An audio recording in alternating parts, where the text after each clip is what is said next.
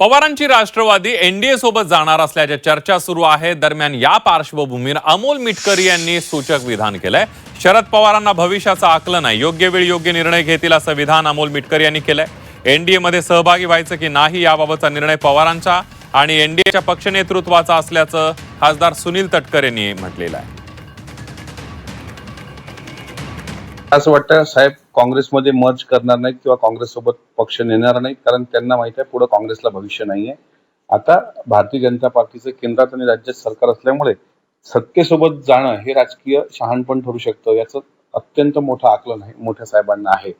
त्यामुळं एनडीए मध्ये सहभागी होत असताना राष्ट्रवादी काँग्रेस पक्ष हा महायुतीतला उत्तम पर्याय आहे। आदरणीय सुनेत्रा वहिनींच्या नेतृत्वामध्ये पक्ष काम करतोय।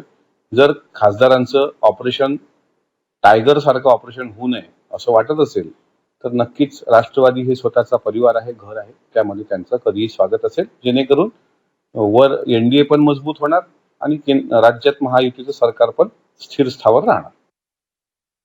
मला या विषयावरती काय माहीत नाही, कारण आदरणीय पवारसाहेब गेली 6 दशकं देशाच्या राजकारणामध्ये त्याने आपलं एक वेगळं स्थान प्रचंड राजकीय इच्छाशक्तीच्या बळावरती मेहनतीतून विकासात्मक नेतृत्वाच्या माध्यमातून त्यांनी दाखवलेलं आहे। त्यामुळे साहेबांच्या नेतृत्वाखाली पक्षाने काय निर्णय घ्यावा हा शेवटी साहेबांचा आणि त्या पक्षाच्या नेतृत्वाचा अधिकार त्या ठिकाणी आहे।